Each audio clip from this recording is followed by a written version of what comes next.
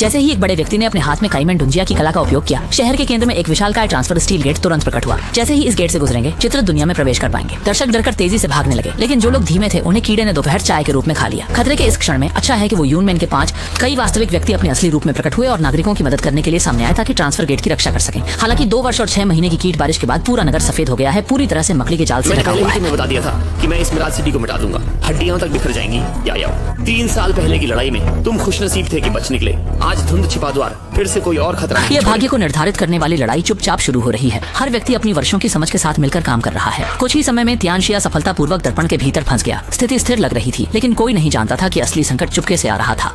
तियानशे को ताइसुई की शक्ति का समर्थन मिला। उसकी शक्ति अचानक बढ़ गई। देखा जा सकता है कि वह शांत खड़ा था और उसने सिर्फ एक नजर फेंकी, जिससे तुरंत कुछ लोग कई मील दूर धकेल दिए गए और फिर उन्हें मकड़ी के जाल में कसकर लपेटा गया। हिल भी नहीं सके। जब तियानशे उन्हें पूरी तरह से नष्ट करने की तैयारी कर रहा था, तब अचानक अवेई ने पीठ पीछे से हमला कर दिया। वह 40 मीटर की बड़ी तलवार लेकर तियानशे पर चिल्लाया, लेकिन ताइसुई की शक्ति से समृद्ध तियानशे के लिए यह बिल्कुल भी मायने नहीं रखता। इसके बाद तियानये के स्पर्श जैसे बिजली की तरह आदमी के शरीर को भेद गए। देखते ही देखते अवी गिर पड़ा। शाओ माई ने अंततः अपनी आखिरी शक्ति को उभार लिया, पूरी कोशिश से बंधन तोड़ दिया। हालांकि तियानये की ताकत के सामने यह सब बलिदान तुच्छ लग रहा था। शाओ माई के गिरते ही अवी के मन की क्रोध की आग आखिरकार जल उठी। क्योंकि उसने लिंगवान खाया था और शरीर को सुधार लिया था, उसे सी करने वाला ताइसुई पोन्यल की वही सबसे अच्छा मेजबान है। इसलिए अवे जब मरने के कगार पर था, उसे अचानक से जगाया गया और जल्द ही शरीर और आत्मा एक हो गए। इसके साथ ही एक विनाशकारी पलटवार हुआ। अवे पुनर्जन्म की तरह जोर शोर से तियानशी की तरफ बढ़ा। उसकी गुस्सा जैसे बाढ़ का प्रवाह बिना किसी दया के तियांशा को पीछे धकेल देता है। अंत में अवेई ने तियांशा के द्वारा फेंके गए ताबीज के कागज को पकड़ लिया और बिना किसी हिचक के उसे पतंग की तरह उड़ा दिया, जब तक तियांशा पूरी तरह से प्रतिरोध की शक्ति खो नहीं देता। अंततः तियांशा को वुयिंगमैन ने फिर से सील कर दिया गया और वह अब संसार के लिए कोई खतरा नहीं बनेगा। एक रहस्यमय शक्ति के प्रभाव से आसपास के लोग अचानक चक्कर में पड़ गए और तियांशा की शताब्दी बिना कोई आहट के मिटा दी गई। सबकी यादें जैसे साफ हो गईं और सब कुछ अपने मूल रूप में लौट आया। मिस्टगेट दुनिया के कोने में गहराई से छिपा हुआ है और इस शांतिपूर्ण भूमि की सुरक्षा जारी रखता है।